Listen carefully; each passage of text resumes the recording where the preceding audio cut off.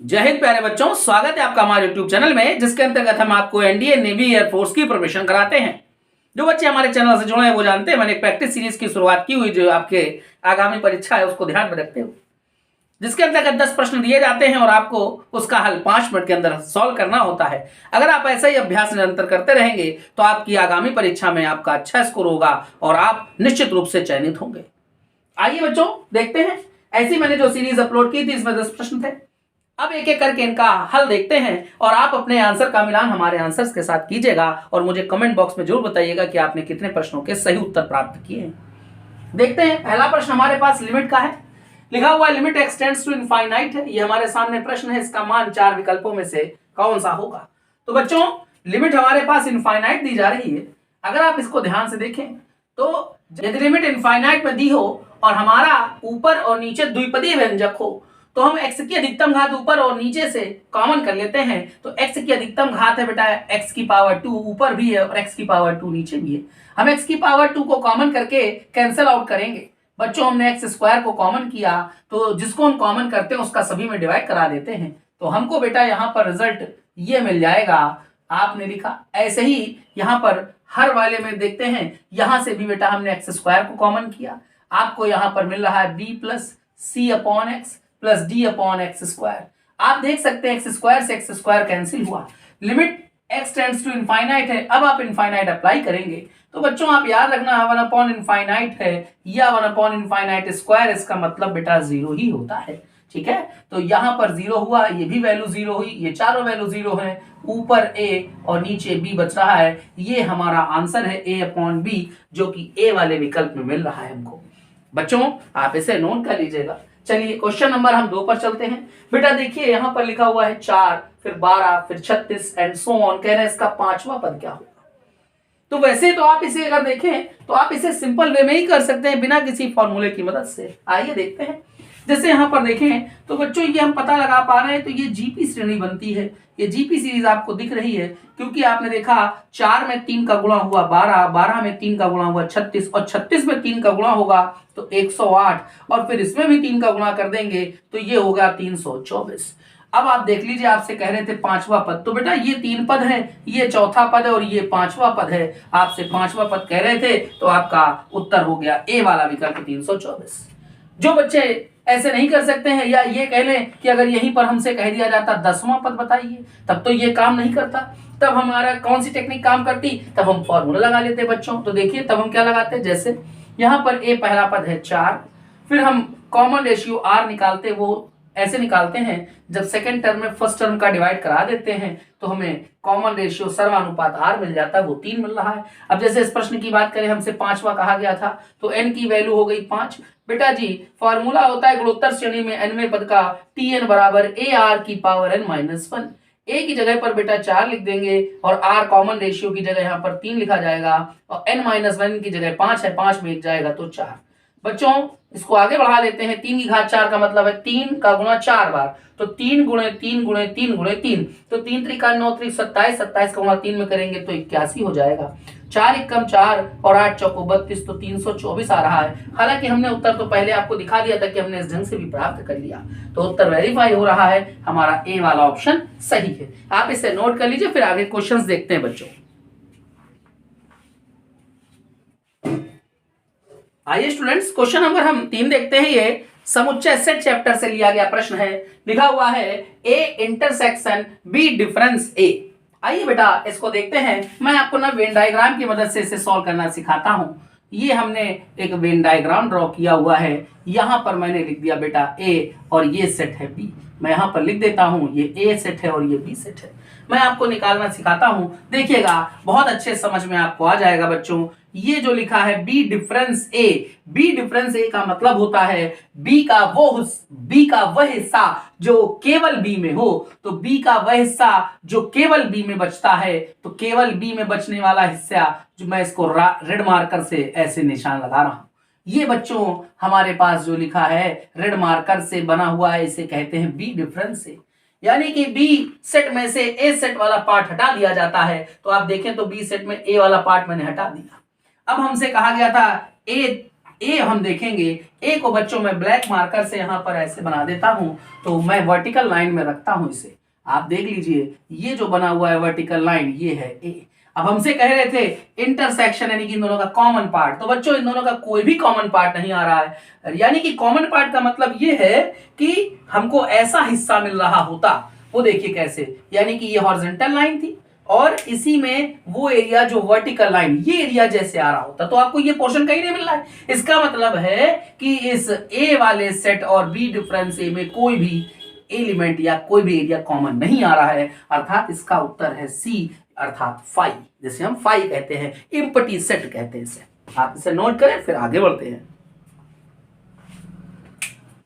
आइए स्टूडेंट्स, हम लोग क्वेश्चन नंबर 4 देखते हैं। ये बहुत प्यारा बहुत अच्छा सा क्वेश्चन है, बहुत कंसेप्चुअल है, ध्यान से देखिएगा। लिखा हुआ है एक चाप आर्क, जिसे इंग्लिश में आर्क कहते हैं, एक चाप की आकृति अर्ध दीर्घवृत्त जैसी है। यह 8 मीटर चौड़ा तथा 2 मीटर ऊंचा है। एक सिरे से 1.5 मीटर की दूरी पर स्थित बिंदु पर चाप की ऊंचाई होगी मीटर में। ये चारों ऑप्शन है जो मीटर में। आइए इसे सॉल्व करते हैं। बच्चों जैसा हमसे कहा गया जो चाप की आकृति वो अर्ध दीर्घवृत्त के आकार की है। आपको समझाने के लिए मैं एक दीर्घवृत्त ड्रॉ कर लेता हूं जिससे आपको समझना आसान होगा। ये मैंने एक लगभग दीर्घवृत्त की आकृति ऐसे बना दी हुई है, ठीक है। अब इस दीर्घवृत्त को ध्यान से देखिए। अब बच्चों हमें क्या करना है, हमसे कहा गया है इस प्रश्न में कि चाप की जो आकृति है वो अर्ध दीर्घवृत्त के आकार की है। अभी इसको मैं अर्धवृत्त भी कर दूंगा। ये मैंने एक दीर्घवृत्त बना दिया लगभग, ठीक है। कह रहे हैं 8 मीटर चौड़ा है, तो इसकी जो चौड़ाई है ये 8 मीटर की है। आप ना इसको ऐसे समझ लीजिएगा, ये 8 मीटर की चौड़ाई बना दी मैंने यहां से यहां तक, अर्थात ए और ये है बी। अब कह रहे हैं 2 मीटर ऊंचा है, तो बच्चों अर्ध दीर्घवृत्त ये पूरा नहीं है, ये चौड़ाई तो पूरी 8 मीटर है, लेकिन ये जो ऊंचाई की बात करी थी वो ये बात कर रहे हैं, ठीक है ना, क्योंकि आपके सामने ये वाला एरिया तो है ही नहीं, समझ रहे हैं आप। ये 2 मीटर है, चलिए भाई इसको मैंने 2 मीटर यहां पर कह दिया। अब आपसे कह रहे हैं एक सिरे से 1.5 मीटर की दूरी पर स्थित एक बिंदु, तो चलिए एक सिरे से, भाई एक सिरा इधर से ले लो चाहे इधर से ले लो, मैं इधर से ले लेता हूं। एक सिरे से 1.5, बच्चों ये दूरी है बी से सी तक की, ये दूरी है 1.5। अगर 1.5 ये, तो पहली बात तो ये कि बच्चों ये है 8 मीटर। अगर मैं इसको यहां से यहां तक लेता हूं तो ये हो गया 4 मीटर। 4 मीटर में 1.5 मीटर ये निकल गया, तो बच्चों यहां से लेकर के यहां तक की दूरी, इसको मैं ओ कह रहा हूं, तो ओ से सी तक की दूरी ये बची 2.5 मीटर, ठीक है बच्चों। अब हमसे कह रहे हैं कि एक सिरे से 1 पॉइंट, यानी कि एक सिरा इधर से या इधर से कहीं से भी ले लें, मैंने इधर से लिया तो इधर से 1.5 मीटर की दूरी पर स्थित बिंदु पर, ठीक है, यहां पर चाप की ऊंचाई ये यहां तक, ये बेटा ये ऊंचाई आपसे पूछी जा रही है। इस ऊंचाई को मैं कह दे रहा हूं h। कोई डाउट तो नहीं आप लोगों को। अब मैं इस सिरे, इस वर्टेक्स का, इस शीर्ष का एक पॉइंट जो लिखने जा रहा हूं, ध्यान से देखिएगा बेटा। इसको लिखेंगे तो ओरिजिन से, ये 0,0 होता है ना, तो ओरिजिन से यहां तक ध्यान देना। एक बार यहां पर पहले हम हॉरिजॉन्टल में एक्स देखते हैं, फिर ये वाई अक्ष पे चलेंगे। तो यहां हॉरिजॉन्टल ओरिजिन से यहां तक की दूरी 2.5 का मतलब हुआ 5/2, ठीक है। और ये वाई एक्सिस पे चलेंगे तो कितना है h है। अब आप समझना ध्यान से बच्चों, मैं अगर इसको पूरा कर देता हूं तो ये जो दीर्घवृत्त है, इस दीर्घवृत्त का समीकरण जो होगा उस पर ये बिंदु सेटिस्फाई करना चाहिए। अब हम दीर्घवृत्त का समीकरण लिखने चल रहे हैं। तो देखिए बच्चों, x² a होता है यहां से यहां तक की दूरी, ये है 4 का स्क्वायर कर दिया, वो हो गया 16, प्लस y² b हमारे पास यहां पर 2 है, तो 2 का स्क्वायर हो गया 4, ये लिखा बराबर में 1, ठीक है। ये दीर्घवृत्त का समीकरण हो गया। अब दीर्घवृत्त के समीकरण को ये वाला जो बिंदु है, चूंकि दीर्घवृत्त इस बिंदु से जा रहा है, ये बिंदु उसको सेटिस्फाई करेगा। तो x की जगह पर आप 5/2 और y की जगह पर h ये पुट कर देंगे, तो 5/2, 5 का स्क्वायर हुआ 25 और बटे 2 का स्क्वायर 4, और 4 और ये 16 चौको, ये हो गया 64, प्लस y की जगह h है, h²/4 बराबर है 1। h²/4 बराबर 1 माइनस, जब आप इसको उधर ले आओगे तो 25/64 होगा। 64 माइनस 25, 14 में से 5 जाएंगे तो ये 9 हो गए, यहाँ हो गया 5, 5 में 2 गया तो 3 बटे हो गया 64। यहाँ लिखा हुआ है h²/4, ये जो 4 है बच्चों कैंसिल कर देंगे तो ये 16 होगा। अब ऊंचाई निकालनी है बच्चों, तो ये 39 पर रूट जाएगा और 16 का जो वर्गमूल होगा वो होगा 4। तो बेटा ये जो हाइट आएगी ये इस बिंदु से 1.5, एक सिरे से 1.5 जो मीटर दूर बिंदु था, इससे चाप की जो ऊंचाई है √39/4 मीटर आ रही है। बच्चों ये हमारे पास यहाँ पर बी वाला ऑप्शन सही है। उम्मीद है आपको आ रहा है, आप इसे नोट कर फिर मैं आगे बढ़ता हूं। आइए बच्चों अब हम लोग क्वेश्चन नंबर 5 की तरफ चलते हैं। ये सारणी चैप्टर से लिया गया है, डिटरमिनेंट चैप्टर से। बहुत अच्छा क्वेश्चन है, मैं इसे बोर्ड पर यहाँ पर लिख रहा हूं। देखिए बच्चों यहाँ पर डिटरमिनेंट में लिखा हुआ है 3, 6, -2, फिर लिखा हुआ है -2, 1 और -3, फिर लिखते हैं 2, -1 और 2। ठीक है, हमसे कहा गया है इसका मूल्य क्या होगा, इस डिटरमिनेंट की वैल्यू क्या होगी। बच्चों वो डिटरमिनेंट को सॉल्व करना आसान हो जाता है जब हमको ज्यादा से ज्यादा शून्य प्राप्त हो रहे हों। आप इसको ध्यान से देखें तो आप ये पाएंगे बच्चों, यदि हम C2 यानी कि दूसरी कॉलम में C3 अर्थात तीसरी कॉलम, इस दूसरी कॉलम में तीसरी कॉलम को जोड़ दें तो देखिए हमें 0 मिल जाएंगे। हमने पहली कॉलम तो ऐसी ही लिखी। C2 में यानी कि C2 में C3 ऐड करेंगे तो -2 और +2 ये हो गया 0, 1 और -1 ये भी हो गया 0, -3 और 2 ये हो गया -1। आखिरी कॉलम हमारे पास है लास्ट वाली, इसको मैंने ऐसे ही लिख दिया। अब आप देखिए यहां पर आपको मिल गया 2 0 मिल गए, इस -1 के रिस्पेक्ट में एक्सपेंड कर देंगे। अब देखिए चिन्ह की परिपाटी में क्या होता है बेटा, plus minus plus, minus plus minus, plus minus और प्लस। ठीक है बच्चों, अब आप ये देख पा रहे हैं ये जो -1 पोजीशन है वो यहां पर है, इस जगह पर क्या आ रहा है, पहले से माइनस आ रहा है। अब आप -1 के रिस्पेक्ट में एक्सपेंड करेंगे तो आपने -1 लिखा, जिसके रिस्पेक्ट में एक्सपेंड करते हैं उसमें रो और कॉलम ये समाप्त हो जाते हैं। अब इसका गुणा आपने इसमें किया तो ये हुआ -3, फिर माइनस का साइन लगाएंगे, 6 का गुणा 2 में होगा 6 दूनी 12, माइनस ने माइनस को बेटा प्लस कर देना है, -3 और -12 ये हो गया -15, -15 का गुणा प्लस के 1 में होगा तो रिजल्ट आएगा -15। आप देख सकते हैं आपको ये बी वाले ऑप्शन में मिल रहा है। उम्मीद है आपको आ रहा है अच्छे से। बच्चों नोट कर लीजिए, अगले क्वेश्चंस को देखते हैं। हाय स्टूडेंट्स, क्वेश्चन नंबर हम 6 देखते हैं। ये इनवर्स ट्रिग्नोमेट्रिक फंक्शन का प्रतिलोम प्रतिफलन चैप्टर से लिया गया प्रश्न है।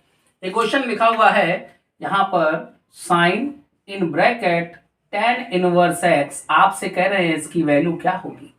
बच्चों यहां पर tan इनवर्स x लिखा हुआ है, इस tan में ध्यान दें चूंकि बाहर साइन है इसलिए हम इसे साइन इनवर्स में कन्वर्ट कर देंगे, तो साइन इनवर्स से साइन कैंसिल होगा और जो ये वैल्यू होगी यही हमारा आंसर होगा। तो क्या करते हैं बच्चों, यहां पर tan इनवर्स x है, मैंने x के नीचे 1 लिख दिया और एक ट्रायंगल बना लिया। आपने लाल बटे कक्का से पढ़ रखा होगा कि यहां पर tan होता है लंब बटे आधार, तो लंब की जगह हो गया x और बटे में आधार है ये हो गया 1। अब आप यहां पर पाइथागोरस की थ्योरम लगा देंगे। पाइथागोरस थ्योरम की जब आपने लगाई तो रिजल्ट आ गया x² + 1 वो भी रूट में, ये आपको कर्ण मिल गया, हाइपोटेन्यूस मिल गया। अब अगर हम साइन देखें तो साइन यहां पर होता है बच्चों लंब बटे कर्ण, तो लंब है x और कर्ण ये लिखा हुआ है। तो डियर स्टूडेंट्स यहां पर ये साइन मैंने लिखा और tan इनवर्स x/1 जो है इसके प्लेस पर हमने अब लिख लेना है साइन इनवर्स x/रूट के अंदर x² + 1।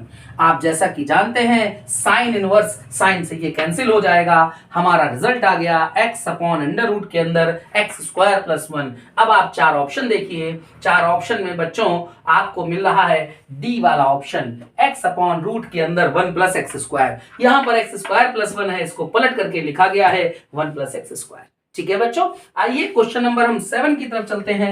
आप इसको नोट कर लीजिए या इसका स्क्रीनशॉट ले लीजिएगा, मैं रफ करके आपको आगे समझाता हूं। अब हम लोग देखते हैं क्वेश्चन नंबर 7, बहुत अच्छा क्वेश्चन है। यहां पर लिखते हैं ये मॉडुलस x है और कह रहे हैं ये वैल्यू <5 है और आपसे कहा गया है ये 4 ऑप्शन है, इसमें से कौन सा सत्य है।